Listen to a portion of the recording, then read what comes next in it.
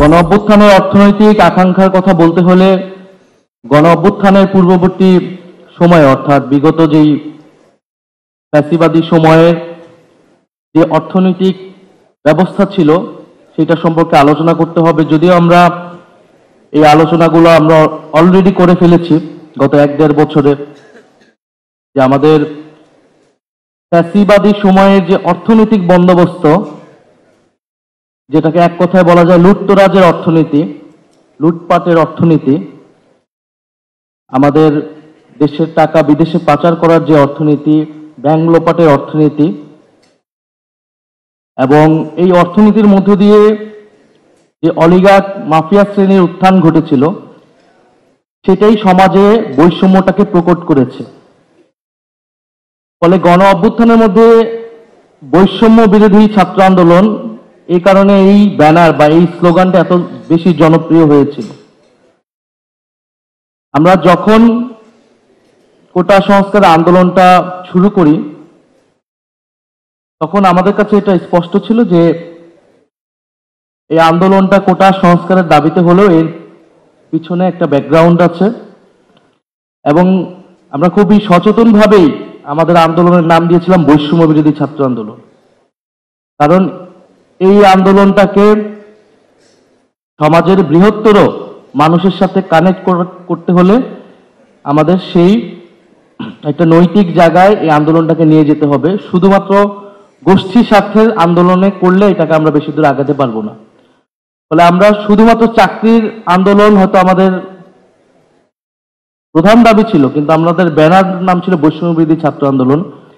এবং আপনাদের মনে থাকার কথা, সেই সময় কিন্তু শ্রমিকের মজুরির দাবিতে আন্দোলন হচ্ছিল, দ্রব্যমূল্যের অনেক ঊর্ধ্বগতি, কর্মসংস্থানের দাবি ইত্যাদি দাবিগুলো ছিল। ফলে সমাজের এই বৃহত্তর দাবিগুলোকে কানেক্ট করার জন্যই আমরা বৈষম্য বিরোধী ছাত্র আন্দোলন ব্যানার বা এই স্লোগানে শুরু করি, যেটা পরবর্তীতে রাজনৈতিক দাবির দিকে চলে যায়। ফলে যে আমি যে আলোচনা ছিলাম যে ফ্যাসিবাদী সময় যে অর্থনৈতিক বন্দোবস্ত যেটা সমাজে বৈষম্য তৈরি করেছে, যেটা সমাজের অলিগার্ক মাফিয়া শ্রেণী তৈরি করেছে, এবং সমাজে যে বিশেষত তরুণ সমাজ তারা এই সবচেয়ে বেশি বৈষম্যের এই জিনিসটাকে তাদের জীবনে তারা এটার অভিজ্ঞতা লাভ করেছে। বিশ্ববিদ্যালয় থেকে শুরু করে তরুণরা যখন পড়াশোনা শেষ করে তারা দেখে যে তাদের জন্য আসলে উপযুক্ত বা মর্যাদাপূর্ণ চাকরি নেই। এবং আমরা যারা পাবলিক বিশ্ববিদ্যালয়ে পড়েছি, পড়াশোনা শেষে হয় বিদেশ চলে যেতে হবে আর নাই সরকারি চাকরি। যখন সরকারি চাকরিতেও কোটার মতো বৈষম্য ব্যবস্থাটা থাকে, সেইটা আসলে আর মেনে নেওয়া সম্ভব হয় না। সেখান থেকে কিন্তু এই আন্দোলনের যাত্রা। ফলে খুবই স্থূলভাবে দেখলেও এই গণ অভ্যুত্থানের শুরুটা ছিল যে একটা অর্থনৈতিক আকাঙ্ক্ষা থেকে, একটা চাকরির দাবি থেকে, কিন্তু এর পিছে কাজ করেছে যে সমাজের যে বৈষম্য ঘনীভূত হয়েছে তার বিরুদ্ধে যে পুঞ্জীভূত ক্ষোভ, এবং অন্যদিকে যে রাজনৈতিক দমন পীড়ন, সেই সকল কিছু সম্মিলন হয়ে তার বিরুদ্ধে জনগণ আসলে রাজপথে নেমেছে। এবং এই বৈষম্য বিরোধী ছাত্র আন্দোলনে আপনি যদি আরো পিছনে যান, গত 1 দশকে গুরুত্বপূর্ণ অন্তত 3টি ছাত্র আন্দোলন হয়েছে। প্রথমটি হচ্ছে প্রাইভেট বিশ্ববিদ্যালয়ের ভ্যাট বিরোধী আন্দোলন, দ্বিতীয়ত হচ্ছে 2018 সালের কোটা সংস্কার আন্দোলন এবং নিরাপদ সড়ক আন্দোলন। এবং এই 3টি আন্দোলনও এই গণ অভ্যুত্থানের প্রেক্ষাপটের সাথে জড়িত, এবং 3টি আন্দোলনের সাথে অর্থনৈতিক আকাঙ্ক্ষা জড়িত।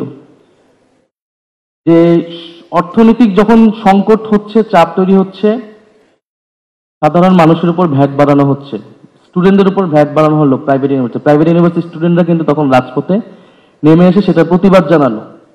অর্থাৎ সমাজে যে অর্থনৈতিক লুটপাট এবং সংকট তৈরি হচ্ছে তার চাপটা সরাসরি এসে পড়তেছে জনগণের উপরে, এবং আরো স্পেসিফিক্যালি স্টুডেন্টদের উপরে, তরুণদের উপরে।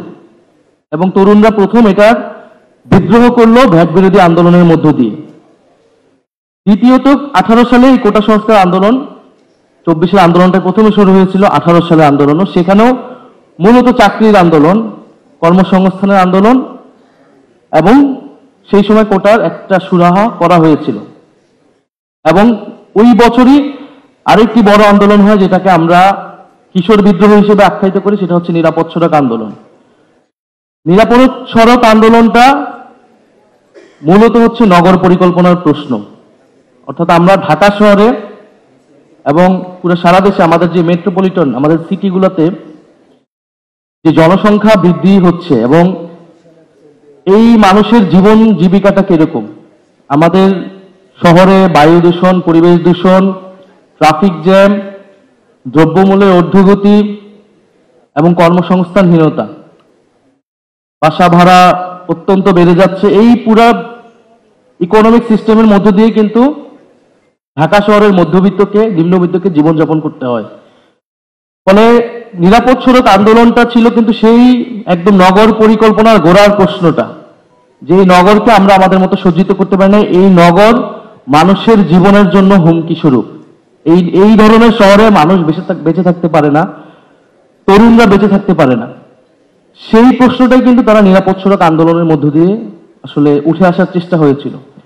সেই আন্দোলনগুলা, ভ্যাট বিরোধী আন্দোলন, কোটা সংস্কার বা নিরাপদ সড়ক, এই আন্দোলনগুলা শেষ পর্যন্ত রাজনৈতিক প্রশ্নে যেতে পারেনি, রাজনৈতিক দাবিতে পরিণত হতে পারেনি, রাজনৈতিক লড়াইয়ে পরিণত হতে পারেনি, যেটা এসে পরিণত হয়েছে 2024 সালের গণ অভ্যুত্থানে। অর্থনৈতিক আকাঙ্ক্ষার দাবিতে শুরু হলেও এটা রাজনৈতিক লড়াইয়ে পরিণত হয়েছে। কেন পরিণত হয়েছে? কারণ সরকারের উপর থেকে বিন্দু পরিমাণ ট্রাস্ট উঠে গিয়েছিল। যে সরকারটা ছিল, যে এই সরকার কোনোভাবেই তাকে আর আস্থায় রাখা যাচ্ছে না। সে যা কিছুই বলুক না কেন, এক পর্যায়ে সে কোটার দাবি বা সবকিছুই দাবি মেনে নিল, কিন্তু তারপরে এই সরকারের প্রতি কোনো ধরনের আস্থাই কিন্তু আসলে যারা আন্দোলনকারী আমরা ছিলাম বা তাদের ছিল না। ফলে এবং মানুষের ভিতরে অভিজ্ঞতা হয়েছে গত 15 বছরের মধ্যে দিয়ে, গত 15 বছর তো অনেক আন্দোলন হয়েছে, ব্যর্থ হয়েছে। ফলে অভিজ্ঞতাটা হলো যে শেষ পর্যন্ত আমরা রাজনৈতিক লড়াইয়ে না গেলে, চূড়ান্ত লড়াইয়ে না গেলে আন্দোলন সফলতা হবে না। ফলে এটা অবধারিতভাবে গণ অভ্যুত্থানের দিকে গিয়েছে।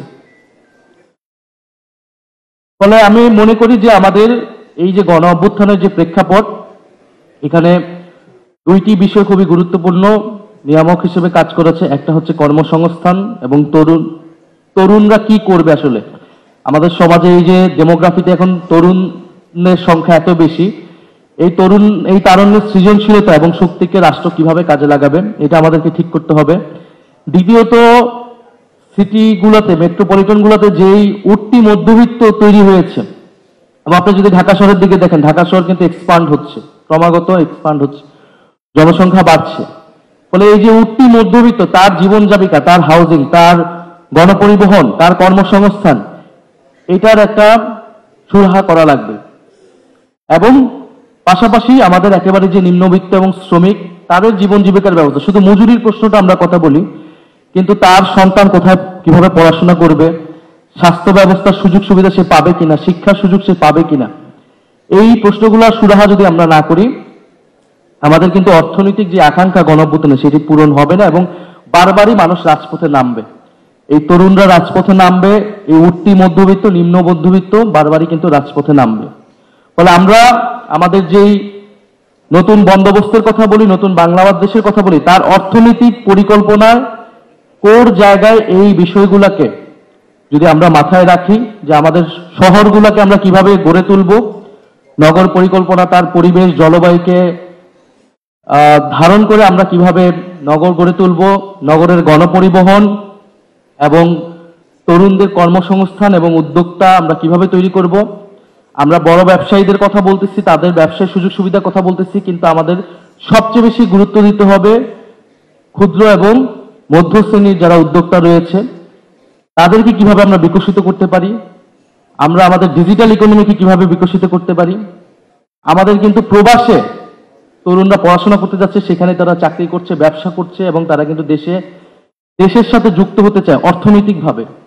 আমরা এবার হয়তো ভোটাধিকারের মাধ্যমে রাজনৈতিকভাবে তাদেরকে যুক্ত করছি, কিন্তু তারা অর্থনৈতিকভাবেও যুক্ত হতে চায় এবং এটা একটা বড় সম্ভাবনা এবং শক্তির জায়গা। এই বিষয়গুলো আমরা কিভাবে কাজে লাগাতে পারি।